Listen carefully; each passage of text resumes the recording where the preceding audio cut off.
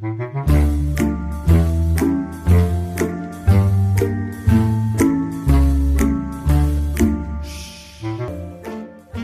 es Marujas y Asesinas.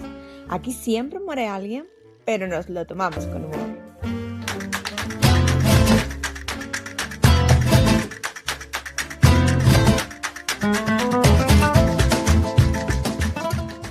Hola a todos y bienvenidos al podcast de Marujas y Asesinas. Y además hoy vamos a tener una invitada muy especial porque pasamos de hablar con una escritora que escribe Cozy Crime a una perspectiva un poco diferente que es desde la traducción. Y le damos ya la bienvenida a Verónica Canales. Hola, bienvenida. Hola, ¿qué tal, Alba? Y a todas y a todos los que nos estáis viendo y escuchando. Y bueno, muchísimas gracias, Alba, sobre todo por contar conmigo y por contar con la voz de la traducción también, que es muy importante y que tampoco está tan alejada de la creación primaria de la escritura. Y bueno, yo si quieres me presento. Sí, Yo además soy siempre en la primera pregunta os doy voz para que te presentes de la manera que tú quieras. Muy bien, pues yo soy Verónica, eh, tengo casi 51 años y eso es importante porque es todo el recorrido que tengo en la traducción y también en la creación. Llevo traduciendo desde el año 2000. Ahora combino la traducción editorial con la enseñanza porque sé que sois muy conscientes todas y todos de lo difícil que es el mundo de la cultura y yo como madre sola de dos hijos, pues la cultura no me ha dado lo suficiente para no rebotar facturas a fin de mes. Entonces, desde el año 2017 también soy profesora del sistema público. Enseño inglés, catalán, castellano, sociología, psicología, un poco de todo, la verdad, y me encanta, me gusta mucho enseñar.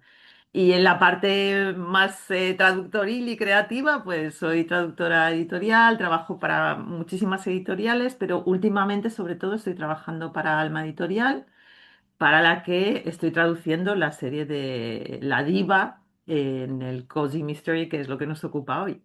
Sí, porque además es una colección que yo creo que le debemos mucho porque para mí es la que está introduciendo el Cozy Crime en España de una manera un poco de masas, que se mueve muy bien con el tema de redes sociales, de los bookstagram, bueno, depende de la red social, le pones el nombre que quieras, pero da igual porque lo importante es que llegue a gente, la gente conozca este género que a mí pues me apasiona, por eso creé este podcast y empecé a escribir. Pero Verónica, yo quería saber, porque me interesa mucho, como tú dices, la parte de la traducción, pues a lo mejor no está conocida como, pues soy escritora, soy traductora. Eh, ¿Cómo te surgió a ti el convertirte en traductora? Además, traductora literaria. Bueno, yo estudié la carrera de traducción en inglés y chino. Lo del chino queda como muy impresionante y Queda de muy chino, exótico. sí, de chino he tenido la suerte y la dura tarea de traducir una novela, La muñeca de Pekín. Esto fue en el año 2006, si no me equivoco. Pero la verdad es que la traducción del chino literaria es complejísima y se la voy a dejar a las personas que puedan vivir de eso porque realmente está, y voy a ser aquí muy franca y no me voy a andar con paños calientes, o sea, Así nos gusta a está nosotros. muy mal pagada. Entonces el esfuerzo que requiere la traducción de un idioma tan complejo, en el que además te encuentras con muchas cortapisas luego en Internet, porque el gobierno chino, a pesar de ser un gobierno democrático, te capa muchísimas páginas web. Entonces yo traduje la novela de una autora que escribía sobre música punk, era ligeramente erótico, es decir, no era explícito, pero aún así a ella no le permitieron salir de Pekín para venir a presentar el libro y fue realmente complicado. Poder encontrar determinados datos, nombres de grupos, letras de canciones que ella facilitaba en la novela. Entonces, bueno, básicamente todo esto para decir que me he dedicado al inglés y arranqué mi carrera de traducción subtitulando películas. Aprendí muchísimo porque me tocó traducir y subtitular mucha serie B de misterio y incluso cine gore, que bueno, pues eso, la que se me quedó más aquí fue Tu madre se ha comido a mi perro, Brain Dead, Madre mía. que es una película de culto en la serie B. Y en cuanto a la literatura, pues arranqué de una forma un tanto atropellada, porque traduje un libraco complejísimo sobre necromancia escrito por Aleister Crowley que es un autor de culto en el género de la necromancia, y era complicadísimo ese libro. Total, que me estafaron y llevé a la persona que me estafó a juicio por lo penal, y ahí ya me adentré en el mundo de la traducción editorial, y a partir de ahí te aseguro que miro al detalle los contratos que firmo y las condiciones a las que digo que sí. Fue una gran lección para mí, una lección un poco dolorosa, pero fue un bautismo editorial muy interesante, sí, Muy sí, interesante. ¿no? Además, que mencionas lo del contrato, justo ayer tuve una conversación con otra autora que, bueno, va a publicar el libro, su primer libro con una editorial y pues me preguntaba y lo primero que le dije, asesórate con un profesional porque Desde luego. estás hipotecando muchos años de tu vida y muchas condiciones que muchas veces pensaba, pero mi libro no va a ir para, no sé, para No, no, no, no, Netflix. no, Nunca se no. sabe, nunca Nunca se se sabe. sabe, y eso hay, mira, yo que afortunadamente el inglés me permite consumir mucho material de podcast, y bueno, y una de las cosas que más subrayan autoras como por ejemplo Elizabeth Gilbert Sí. de Come, Reza, Ama, o incluso Isabel Allende, es decir, autoras que ya están consagradas, etcétera, etcétera, muy al principio también fueron muy cuidadosas con eso, porque es decir, que nadie pueda agarrar un personaje tuyo y hacer un spin-off, que tú tengas absolutamente todos los derechos sobre cómo se va a tratar tu historia. Es decir, en tu caso, Alba, con tu bloque 55, que desde luego es perfecto para una serie de Netflix, yo creo, una mezcla de aquí no hay quien viva y algo de misterio, los Además, misterios de Laura. si lees las reseñas de los lectores, precisamente hacen esa comparación de entre Claro, aquí no es hay quien que viva y un poco de ruido del percebe para los que somos un exacto. poco más Entonces, antiguos. por una parte, yo soy de las antiguas y me encanta Ro del Percebe. Por una parte, tienes la gran alegría de que una plataforma como Netflix quiera producir algo a partir de tu material. Por otra, tienes que ser consciente de que una vez que tú lo vendes, ya no es tu material, sino que es el material de esa productora, pero lo cual no quita que tú puedas decir qué es lo que quieres que pase y lo que no pase con tu obra. Entonces, desde luego, ya para cerrar el tema contractual, sí, animo por favor a todas las escritoras, traductoras, periodistas, etcétera, que os vayáis a meter en una producción creativa, que leáis y que no os dejéis llevar por la euforia de sí, por fin tengo un proyecto. Sí, sí, Y que podáis decir que no, porque una de las cosas que tenemos los freelancers es que al principio decimos que sí a todo por una cuestión puramente económica. material, ¿no? De decir, bueno, es que no puedo estar sin trabajar. Entonces, ahí hay que encontrar un equilibrio que yo sé que es difícil cuando se empieza, pero hay que encontrarlo, y sobre todo tener estas redes que tú tienes ahora, Alba, con este contacto que tenemos ahora, de poder preguntar a otros profesionales que ya lleven un tiempo en el sector, no tener miedo a preguntar bueno, y a ser vulnerable y decir, es que no tengo ni idea. Exacto, eso es además algo que en redes veo mucho y que además yo lo defiendo, de pregunta, porque el no ya lo tienes y te vas a Exacto. sorprender de que hay gente, hay gilipollas en todas partes, pero también hay gente maravillosa, muy generosa, que te ayuda, que te guía, sobre todo cuando estás empezando y que te puede evitar más de un problema. Total, y incluso de cara a la propia editorial, demuestras una profesionalidad al no estar tan ávido por firmar y ya está y ponerte a trabajar, sino vamos a ver cuáles son las condiciones. Hay posibilidad de una prórroga de tiempo de entrega en el caso de que llegue la fecha y yo no tenga la traducción o el proyecto o el artículo listo. Qué es lo que vais a cubrir, qué es lo que no vais a cubrir. Voy a poder tener contacto con la correctora, se me van a dar las galeradas para que yo las revise antes de su publicación. Es decir, son muchas preguntas Sí. que mucho mejor que acudir a ChatGPT, por favor. Acudid a las señoras mayores como yo, que estamos con muchas ganas de resolver dudas, y más en sectores en los que muchas veces la gente que empieza, insisto, tiene miedo a demostrar su ignorancia lógicamente. Claro, todos hemos empezado en algún momento, eso Tal siempre cual. también es algo que digo. Y hablando de experiencia, con tantos años ya, tantas traducciones, ¿hay alguno o algunos, porque elegir uno es como decirte con qué hijo te queda, que le tengas un especial cariño o Sí. que, ¿cuál? Sí, sí, sí, lo tengo clarísimo. Mira, el primer, bueno, las primeras ediciones de los libros que por fin traduje sin que me engañaran, empecé a trabajar la verdad que se solapaban las traducciones. He trabajado sobre todo para Random House Mondadori, sabes que tienen multitud de sellos, Sí, pero cuando empecé hace ya 30 años también estaba con Ediciones B, bueno, muchas. He hecho también ensayo con Paidós, he trabajado para Paidó Tribo, pero uno de los libros que me marcó y me encanta, te va a parecer una chorrada, porque es un libro ilustrado infantil que es El maravilloso mundo de los gnomos. O sea, ese libro no lo voy a olvidar nunca porque me encantó.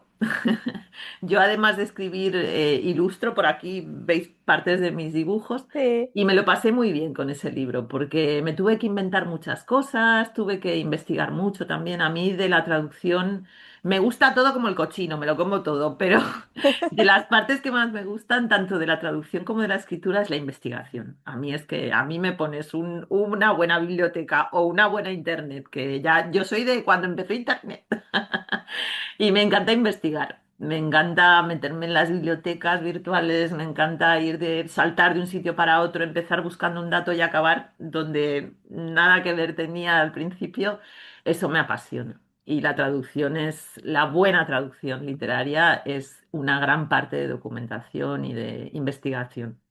¿Y tiene una especial presión cuando te toca traducir un libro que ya ha sido bestseller en su idioma original? Sí, claro que sí, sí, sí. Una de las cosas que también hago y que más beneficio me ha dado, de hecho, hace nada cobré los derechos otra vez, es por una parte Stephen King, que me encanta, o sea, adoro a ese hombre en todo. Me encanta cómo escribe, me encanta como persona, me encanta sus declaraciones, me gusta cómo toca Sus su biografías música. a mí me encanta, bueno, Me encanta. biografía, el Book libro que escribió, Writing, sobre mientras escribo, me encanta sí, ese uno libro, de mis favoritos. me lo he leído un montón de veces. Traducir a Stephen King fue un reto bastante grande porque tiene una gran legión de fans, aquí en España Sí, también, que estuvieron muy pendientes porque lo que traduje fue la continuación de la serie de La Torre Oscura. Entonces, desde que había salido el primero de La Torre Oscura hasta que se salió la traducción, la primera traducción de la serie que hice yo, habían pasado bastantes años y los fans estaban súper pendientes. Entonces eso sí que fue presión que tú no la notas en el momento, pero que después cuando se publicó el libro, por suerte eran los inicios de las redes sociales y te estoy hablando del año 2000. Antes del 2011 seguramente fue, no había Instagram, no había, o sea, había Facebook, que era lo más moderno. Y en ese momento, pues hubo fans muy enfadados y muy airados con según qué traducciones. Otra de las cosas que también hago, en la cual también tenemos la presión de millones de lectores, es Ken Follett, la serie de Un Mundo Sin Fin, y bueno, ahí también hay mucha gente pendiente. Yo lo que hago normalmente cuando recibo algún comentario es primero agradecer la atención a mi trabajo como traductora, es decir, no me pongo a la defensiva ni mucho menos. Y lo hago sinceramente, es decir, que el lector y la lectora sean conscientes de que existe una persona ahí. Y más estando en el tiempo en el que estamos, Alba, estamos en sí, los momentos de la inteligencia artificial. Es más, Alma es la primera editorial para la que trabajo en la que, a petición nuestra de los traductores, han incluido una cláusula en nuestros contratos donde nos comprometemos a no usar la inteligencia artificial. Y esto quiero que se sepa porque es muy importante que los lectores sepamos que sigue habiendo seres humanos, no solo detrás de los creadores, en la figura de la creadora, sino en la figura de la ilustradora, la traductora. Quiero decir, la inteligencia artificial está ahí, vamos mm, a hacerlo bien, vamos a usarla como máquina que nos asista, que nos ayude, pero vamos a procurar las creadoras que no sean las máquinas las que al final se apoderen de la creatividad en conjunto, porque al final va a ser muy aburrido, porque la inteligencia artificial es una compiladora de datos maravillosa y loquísima que jamás podremos emular, pero la inteligencia artificial no puede emular ni un segundo lo que tú te estás imaginando ahora, Alba. O sea, la locura de Bloque 55, la mezcla de géneros, de humor, tu humor pseudo británico con tu humor andaluz, eso, dime tú que ya lo va a... no, no, además, yo a mí que me gusta mucho experimentar y yo sí que la uso en otros ámbitos de mi vida, cuando lo he intentado por probar, porque las cosas hay que probarlas y para criticar hay que saber antes, Exacto, exacto. es el resultado no es bueno. Es cutre, es frío, o sea, es repetitivo.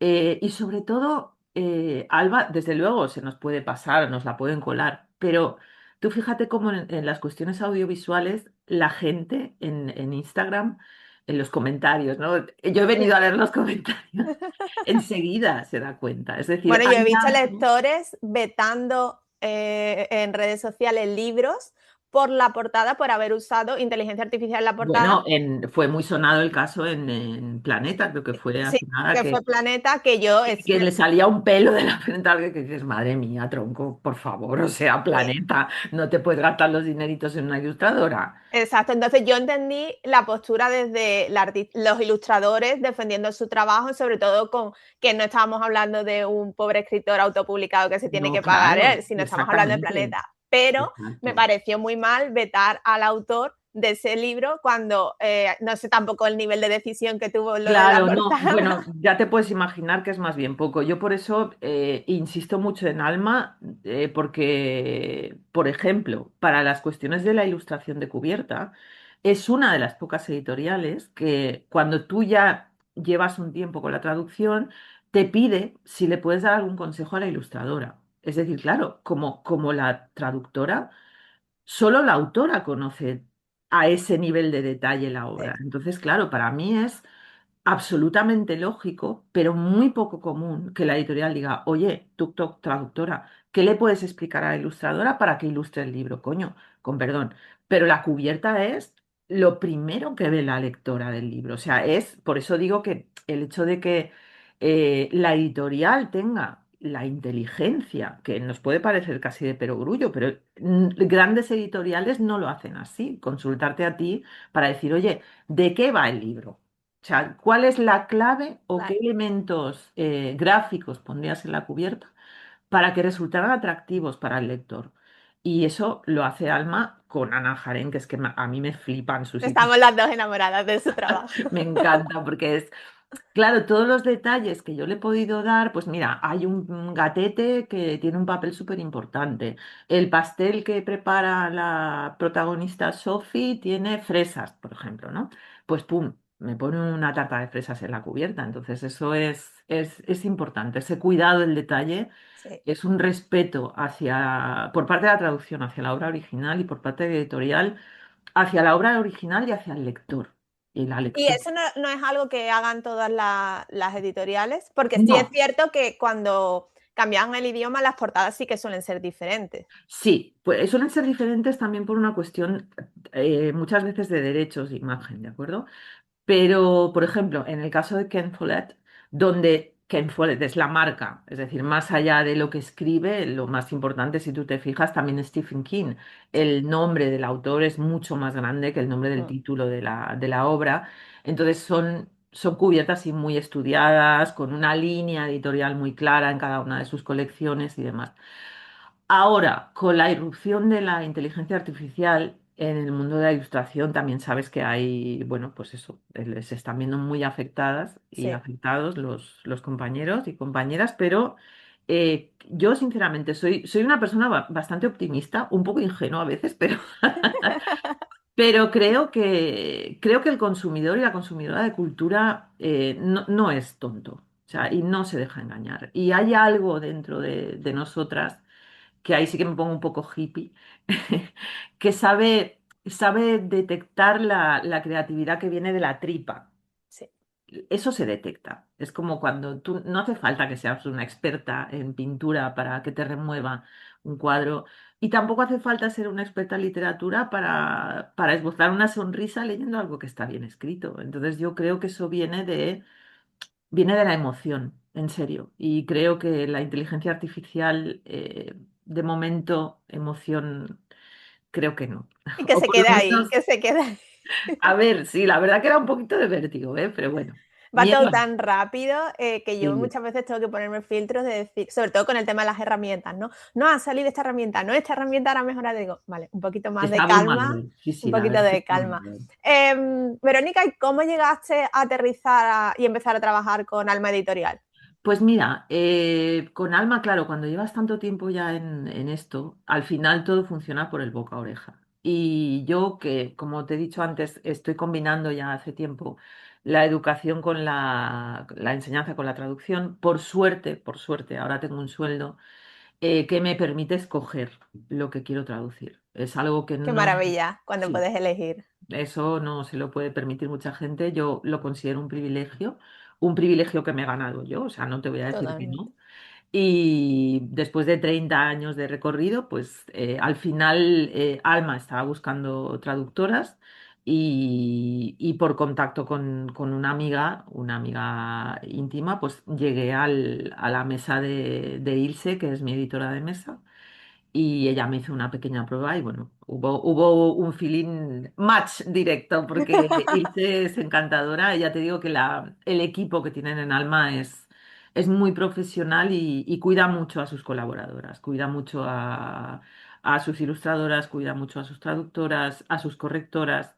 Trabajan con un equipo que me encanta porque es muy respetuoso y te sientes muy vista, porque aunque os parezca mentira, me pongo colorada cuando me miras, pero aunque lleve muchos años en esto, las editoriales no suelen verte en el sentido de pues felicitarte cuando un libro funciona o en realidad te ven cuando las cosas no van bien. Y nos piden, o sea, la presión de entrega es muy grande en la actualidad, no por parte de Alma, estoy hablando de editoriales, bueno, que llevan más tiempo y son más megalomaníacas, diría, por no dar nombres, ¿no? Pero son grandes multinacionales que quieren ir muy deprisa. Entonces, la prisa está reñida muchas veces Con la calidad. con toda la calidad que tú querrías dar, evidentemente. Entonces, a mí prefiero realmente, ahora que puedo escoger, trabajar con editoriales menos fabricantes de churros, por así decirlo.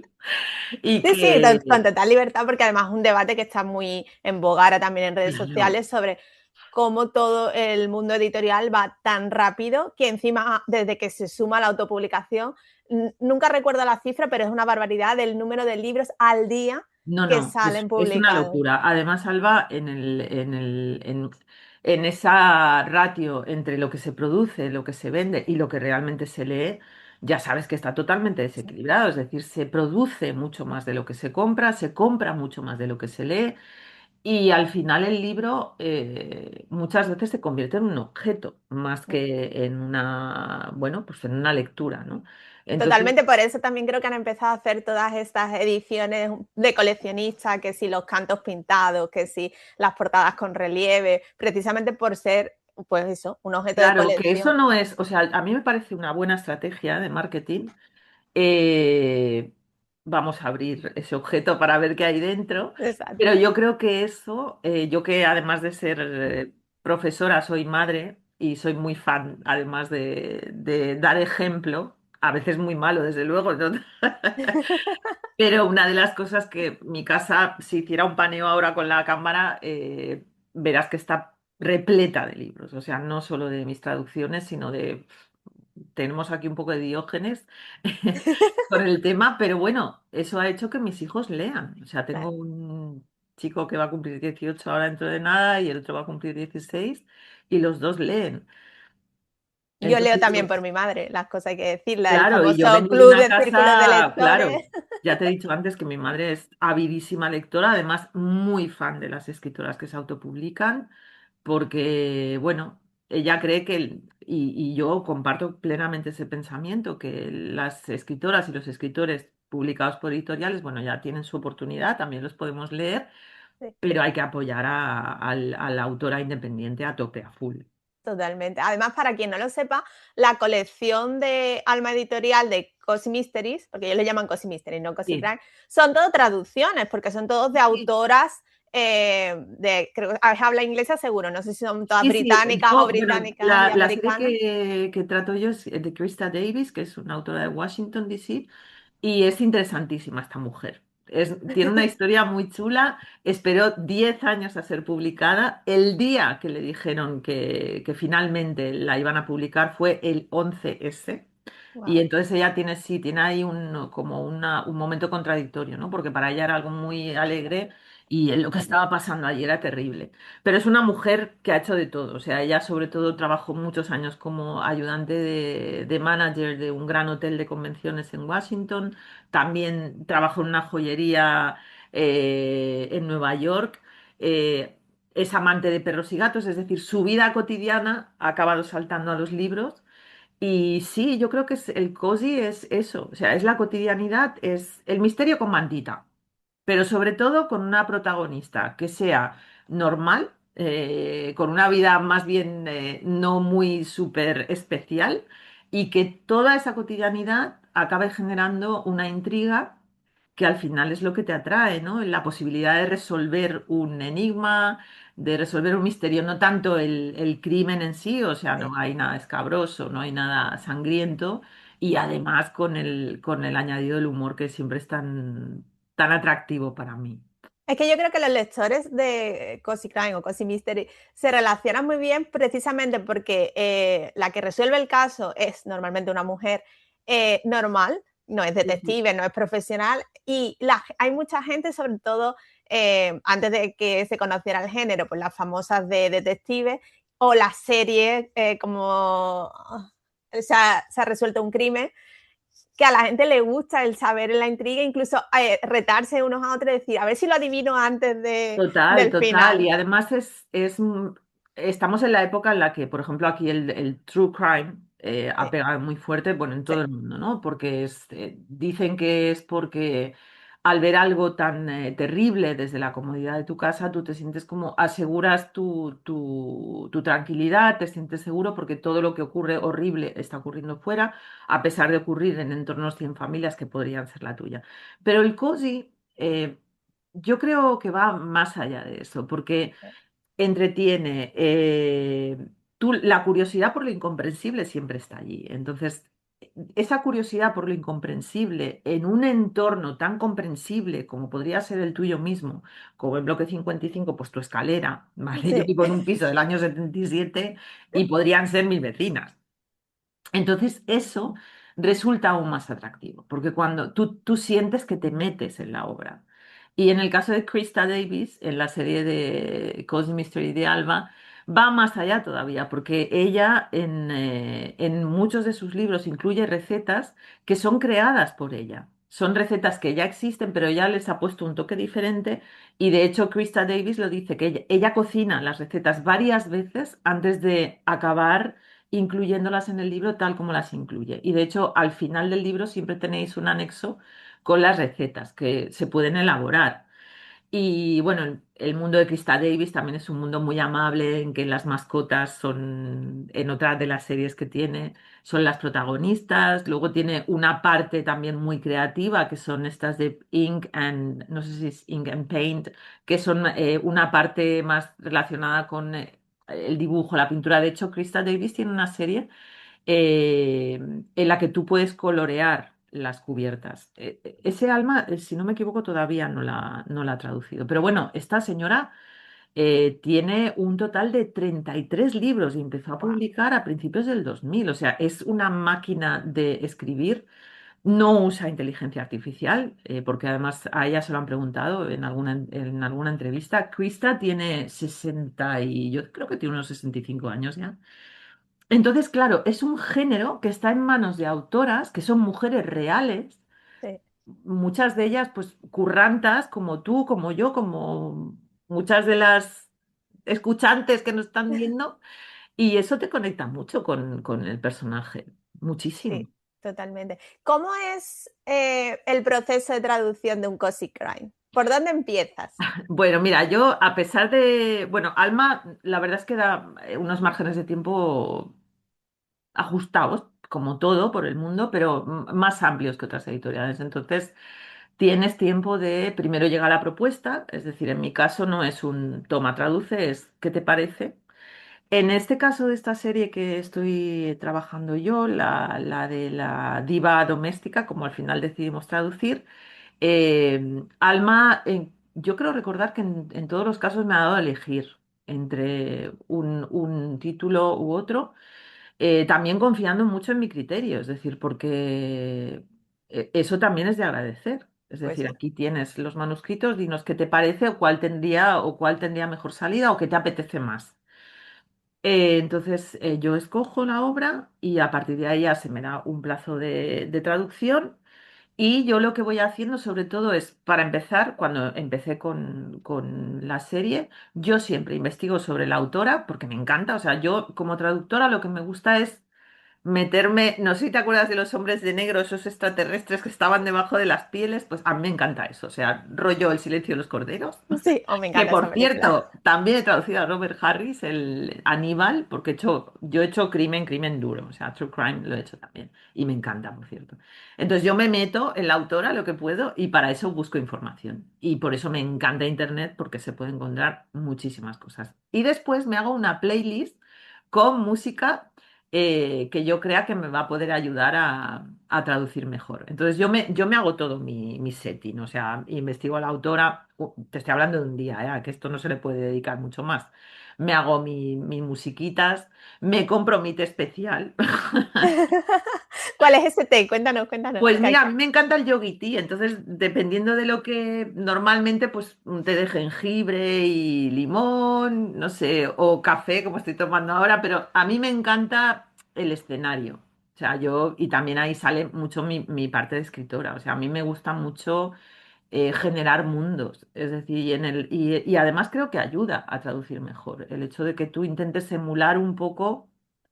eh, lo que envolvió al autor, aunque no sea al 100%, sí ponerte en ese papel, ¿no? En esa piel. Y a partir de ahí, yo lo que hago es, bueno, le doy un vistazo en diagonal a la obra para ver más o menos dónde puede haber más dificultad. En estas de Krista Davis, para serte sincera, la complejidad está sobre todo en esos toques de humor, en juegos de palabras. Las recetas son a veces complejas porque les pone nombres en inglés que, bueno, siempre hay algún juego divertido. Y aquí, sobre todo, al arrancar la serie de la diva, el, el- el- digamos, lo interesante fue los títulos, porque en inglés todos los títulos llevan la palabra diva, que en español tiene una carga y unas connotaciones que no eran las mismas de Krista Davis en Estados Unidos. La domestic diva es una expresión que ya existe, es decir, es como la ama de casa ideal, ¿ok? Aquella que pues hornea los muffins más ricos, tiene su casa decorada perfecta, un garden estupendo, que todo el mundo la adora, que siempre tiene algo para tomar si pasas por su casa sin avisar. Esa es la domestic diva. Claro, todo esto bebe de Martha Stewart, la Julia Child. Julia Child es la cocinera esta tan famosa de Julia y Julia de la película. Sí, Bueno, estos personajes eran las domestic diva. Claro, eso en España, aunque ya se conoce, porque han salido estas películas biográficas, por las películas estadounidenses, nos puede sonar, no está tan integrado en el mundo de la lectora target, ¿vale? Que a lo mejor no sabe quién es Martha claro. Stewart, no tiene por qué saberlo. Entonces yo hice esta reflexión para la editorial y pensé, bueno, ¿por qué no, en vez de, vamos a hacer con los títulos, en vez de poner la palabra diva, coger estos títulos que son normalmente frases hechas? Mira, bueno, me los he apuntado aquí para que no se me olvidaran. La primera era Diva Runs Out of Time, que se queda sin tomillo ella porque está en un concurso de cocina. Entonces esto fue el asesinato a las finas hierbas. Entonces yo lo que sugería a la editorial era conservar estas frases hechas o estos juegos, pero en lugar de vincularlos con el personaje de la diva y el misterio, vincularlos con títulos que pudieran sonar a Agatha Christie, por ejemplo, ¿no? Sí. Entonces, Asesinato a las finas hierbas claramente podría ser el título de una Asesinato en el Orient sección. Express. Exacto. Hay otro que es Diva Takes the Cake, que to take the cake en inglés, como tú sabrás seguramente, es como es el colmo, ¿no? Algo es el colmo. Aquí en la historia hilo del libro es la boda de la hermana de Sophie, que es la protagonista. Entonces lo tengo por... Alguien descubrió el pastel, que también es chulo como título. Y otro que me costó más, pero bueno, al final creo que quedó bien, es The Diva Paints the Town, que to paint the town es salir de fiesta. Entonces este era renovarse o morir, que también creo que está chulo.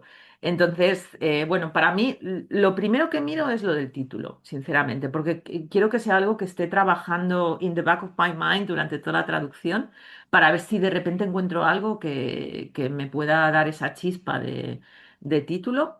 Después, sobre todo yo trabajo muchísimo con construyendo glosarios, o sea, yo construyo glosarios para ser coherente, porque una de las cosas que Krista Davis reconoce es que ella no se despista un poco, los personajes se repiten, ¿de acuerdo? Pero claro, como su producción es tan brutal, a veces igual un personaje tenía los ojos marrones en un libro y en el siguiente los tiene azules, y tú dices, uy, Krista, uy, Krista. Un despiste. Y entonces, nada, yo aviso a la editorial corrige y si tienen contacto con la propia autora, pues se lo avisan.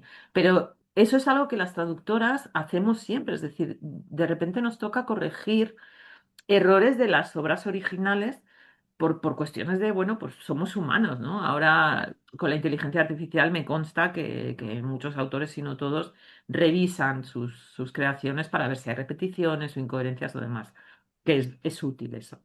Sí, Eh, sobre todo también es que el tema del humor, porque el cozy crime siempre tiene humor en mayor o menor grado, entonces creo que sobre todo para el tema de las traducciones es una de las cosas más difíciles, no solamente por el uso de expresiones hechas, que muchas veces, vale, ¿cómo traduzco esto sin que pierda el humor? Porque claro, Claro, y sin que resulte muy artificial y sobre todo en traducción lo que siempre procuramos es ser fieles, desde luego, no tanto a la frase exacta, sino a la intención de la autora. O sea, qué intención qué ha querido provocar en la lectora original que yo pueda provocar en el lector al español. Entonces, para resumirte un poco, ¿no? El método de traducción es ese, es decir, tú te pones en el lugar de la escritora y te pones en el lugar de la lectora, porque tienes que averiguar, o sea, la traducción es un hermosísimo trabajo de intentar saber qué quería hacer sentir la autora cuando lo ha escrito en su idioma. Entonces, eso para mí es la gran belleza de la traducción. un poco de adivinas y de brujas, ¿no? No, También hay que no, hacer. es brutal y tiene un poquito también de resolución de misterios. Entonces, a mí me encanta traducir. De hecho, si diera tanto de comer como la educación, te aseguro que seguiría haciéndolo exclusivamente. Y, bueno, pues eso, he pasado por autores muy chulos, o sea, porque también he hecho clásicos, Conrad, Nathaniel Hawthorne. Es que he hecho, la verdad que he hecho muchísimas cosas. Bueno, las sombras de Grey también. Entonces, ¿También traduciste Las sombras de Grey? sí. Y mira, lo estoy viendo ahora en la biografía de Britney Spears, la biografía del príncipe Harry, o sea, la biografía Ah, esa de... me la leí yo, pero en en inglés. inglés. Sí, el título, fíjate, la del príncipe Harry. Pues Sí, el título de eso fue, bueno, y el proceso de traducción ya ni te cuento, porque ahí hubo movidas, o sea, cuando murió la reina fue en plan, y se plantearon si no publicar el libro incluso y todo, fue claro, bastante... No, sí, bastante polémico. anécdotas tengo, vamos, para parar un camión para hacerte Aquí varios podcasts. podemos echar, este podcast yo ya lo avisé que se iba seguramente a alargar un poquito porque, Perdón, es que ya ves que me no, no, encanta no, hablar de literatura. y mi culpa también porque yo te haría 1000 preguntas, pero Pero yo bueno. estoy encantada, vamos.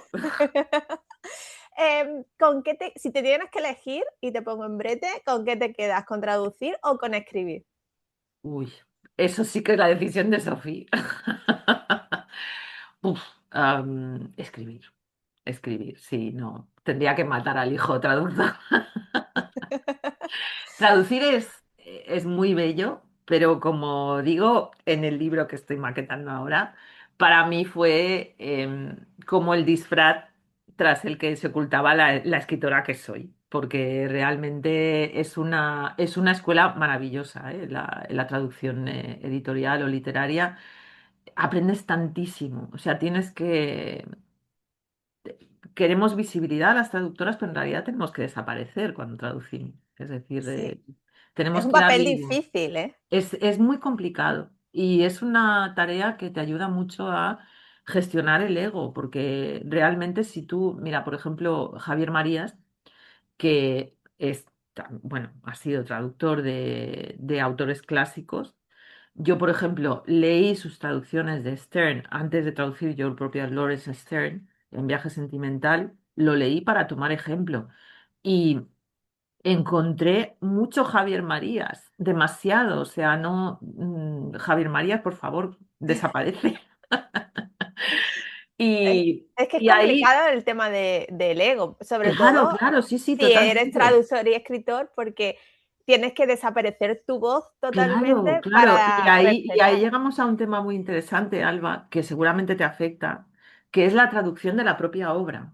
Es decir, no lo haría jamás. O sea, nunca traduciría una obra propia. ¿Por qué? Porque es prácticamente imposible no querer corregirte, no querer cambiar algo o ser demasiado crítico con lo que has producido. Es decir, la traducción es otra parte de la creación. Una vez que tú has producido tu obra en tu idioma, en tu tripa, se lo Mm. tienes que dar a un profesional que sepa interpretar esa tripa y, por supuesto, colaborar idealmente con esa traductora y poder hablar con ella y si ella te plantea preguntas, poder responderlas.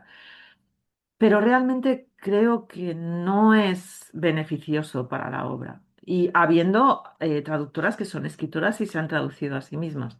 Sí, yo creo que es igual que con la corrección, porque, por Eso, ejemplo, cuando autopublicas, yo soy defensora de autopublicar, porque yo soy autora también autopublicada, pero contratando siempre a profesionales total. para cada No, etapa. total, sí, sí, sí. Y cuando siempre está el debate de, bueno, es que los recursos económicos y tal, yo digo, si tuviese que, el primer servicio sería la corrección, sería el primero que es imposible que el propio autor se corrija a sí No, mismo. no, total. Mira, y además yo coincido absolutamente contigo en la novela. Ah, porque, bueno, luego hablamos de esto, pero por encargo escrito también para RBA, como te comenté cuando te envié un mail. No es lo mismo, o sea, es muy entretenido y la verdad que aprendí muchísimo porque se manejan lenguajes muy audiovisuales, o sea, trabajé con una escaleta que se me devolvió unas 3 o 4 veces antes de cerrarla y así hice una serie de traducción de mitología griega, romana y nórdica, que es algo que me apasiona también la mitología, que tiene mucho de crimen, pero más de true crime que de Y de cosas, porque trucar. son muy bestias, de verdad. ¿Por qué te decía esto? Ah, vale, sí. Eso es la obra por encargo. Pero la obra personal, en la que llevo 10 años trabajando, ha pasado por las manos de un corrector editorial, evidentemente. Que no, o sea, parte de su trabajo me ha gustado mucho y otra parte, pues me ha parecido que me ha capado muchísimo, pero me ha servido muchísimo. O sea, yo he pagado encantadísima la labor del corrector, porque, como tú dices, o sea, es absolutamente necesario no solo Sí, tener buenos lectores beta, sino también. tener un profesional que te diga, mira, chica, esto sí, esto no, esto funciona, esto no, aquí tal. No, no, y además así mantenemos esa cadena de producción tan necesaria, ¿no? Para poder resistir frente a la producción masiva de Mm, obra, frente a la producción de las máquinas. Y pienso que nos tenemos que cuidar entre todas. totalmente. Vamos a hablar ahora un poquito de Verónica escritora. Hemos Ay, conocido a Verónica traductora. Has empezado a escribir más tarde que a traducir, ¿no? no, llevo escribiendo toda mi vida. Ah, Lo que vale. pasa, desde muy pequeña además. Lo que pasa que siempre así, como Escondida. que seguramente conoces la sensación, porque no he conocido a ninguna creadora que en algún momento de su trayectoria no se lo haya creído. Sí. Entonces, he escrito siempre. De hecho, otra de las grandes estanterías de mi casa son mis más de 100 diarios de vida, porque desde muy pequeña tengo diarios de vida, los he guardado todos. Y bueno, y a lo largo de mi vida, casi el 100% de los regalos que he hecho han sido escritos. Entonces, nunca he parado y en el momento en que empecé a compartir en el blog, me fue muy bien. de esto estamos hablando ya de hace, pues yo creo que a principios de los 2000 o a mediados he tenido varios blogs. Pero bueno, también seguramente sabes cómo va esto, siempre prima el trabajo que te pagan, entonces bueno, pues se fue espaciando las publicaciones. Al final, como insisto, madre sola, lo que hacía era aceptar encargos a mansalva, estar trabajando. Empecé ya a combinar la traducción con clases particulares de inglés, clases en empresas, es decir, he trabajado como una burra. Como una burra. Pero la escritura siempre ha sido ese lugar al que voy a descansar. O sea, para mí la escritura no es un esfuerzo, para mí la escritura es una diversión, es un solar. Entonces llegó un momento en el que me reconcilié con ella y le dije, bueno, yo no te voy a pedir nunca que me mantengas. Si alguna vez pasa, genial para las dos, pero yo quiero que siga siendo mi patio de juegos. La Y escritura, libre totalmente. porque es mi parte de... Se habla mucho, ya lo sabes, de la herida, de la niña herida, de la niña Sí. interior. Bueno, pues mi niña interior tiene que ser una niña divertida y juguetona. Y la escritura es ese lugar donde no hay reglas, no hay normas, las pongo yo me invento lo que sea. Lo mismo hago autoficción, que es el libro que llevo 10 años escribiendo, que me invento cualquier historia. O sea, yo les he contado a mis hijos unos cuentos tremendísimos, además siempre con finales un tanto creepy, pero les encantan. Y también eso, también les he escrito cuentos a ellos, como además también le doy al dibujo, pues también acompaño mis escritos con dibujos. Yo me divierto, entonces sí que admiro en ti y de hecho quiero seguir tus pasos de autopublicar, porque una de las cosas que, como hablábamos antes de iniciar la entrevista, se ha denostado mucho la autopublicación, porque evidentemente en la autopublicación hay de todo, o sea, no Sí, todo es calidad excelsa, pero ¿quién quiere calidad excelsa? No, no siempre buscamos eso. Para mí, que la gente escriba, que la gente lea, que la gente quiera crear, ya es una maravilla. sí, Y está en mí como lectora y en mí como creadora el buscar calidad y el escogerla. Es decir, o sea, para mí la maravilla es que podemos escoger y encontrar a creadoras como tú y tener la posibilidad de leer otras voces, de leer otras historias y ver otros colores es una maravilla. totalmente. La historia que dices que llevas 10 años escribiendo, ¿cuándo va a ver la luz? Pues mira, espero que dentro de muy poquito ya hablaremos y ya, por supuesto, espero que sigamos en contacto. Sí, Pero esta es una historia de autoficción. El título es Misslandia y arranca en el año 2004. Y todo parte de un viaje que hice a Islandia con mochila, con mi compañero y una circunstancia personal que no revelaré porque es el misterio y el enigma de la novela. Es una novela que está entre el género de viajes y también tiene un poco de misterio y enigma. Es bastante autobiográfico. Tiene una protagonista que se parece mucho a mí. Pero cuenta la historia, es un viaje exterior por Islandia, que es un país, como sabes, muy joven. La naturaleza de Islandia es impresionante y brutal. Y cuenta también un viaje interior de la propia protagonista, cuyo paisaje interior también es muy brutal y muy volcánico. Entonces es el juego la de... metáfora, ¿no? Sí, es el paralelismo entre ese exterior tan maravilloso y tan espectacular y ese interior que al final también acaba siendo muy maravilloso y muy espectacular. Y bueno, tiene un poco de todo, porque también hay poesía, todo está escrito a partir de los diarios de viaje que yo escribí en ese trayecto de 21 días. Y porque siempre escribo en los viajes, siempre llevo diarios. Me gusta mucho escribir a mano. Creo que es un proceso muy interesante que no deberíamos dejar nunca, a Sí, pesar de las prisas, porque, bueno, está comprobado, ¿no? Que cuando pasa del cerebro a la mano, o sea, hay un trabajo artesanal ahí sí. que por lo menos a mi escritura le da Yo es otro algo toque. que no abandono. Lo que pasa es que también hay que ser realistas cuando estás ya escribiendo una Total. novela. No vas a escribir la novela completa. Ojo, que yo No. lo hice con el primer libro y es una locura, pero bueno, eran relatos, era otra cosa más sencilla. escribirlo todo en una libreta y luego pasarlo todo a ordenador. Pero el escribir esos diarios, relatos más Tomar cortos. notas, sí, también para mí es una forma de dibujo. Y tú piensas que, por ejemplo, el tema del chino, o sea, que aunque no traduzca, pues sigue estando por casa el chino. Mis dos hijos estudian chino desde los 7 años, entonces por aquí siempre tenemos algo de chino.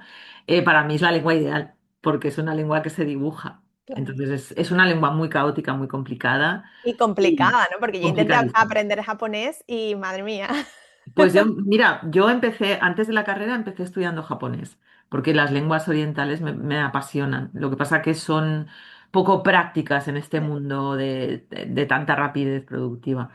Pero sí, mi parte escritora, pues está allí desde antes de que supiera escribir, de verdad. Y es la parte que estoy todavía, pero bueno, a lo largo de estos años ha habido tantos ejemplos de autoras como tú que han dado el paso a autopublicarse y que al final, por ejemplo, han acabado siendo vistas por editoriales que yo desde luego no me muero sin publicar, ya te lo digo, o sea, sin publicar No con lo nombre hagas. No, y apellidos bien gordos, porque sí, estoy publicada en cientos de traducciones literalmente y en libros de autoría propia, pero no son mis historias. O sea, les agradezco todo esas historias, pero no son mis historias. no son las tuyas, es que eso No, nunca se va a poder comparar. Así que te vamos a seguir de cerca para cuando saldrá este muchas año. gracias. No, todavía no sabemos cuándo, porque ahora precisamente te contaba también otro día que estoy ahora, bueno, estoy opositando y estoy en estoy Madre con mía. una marabunta de cosas.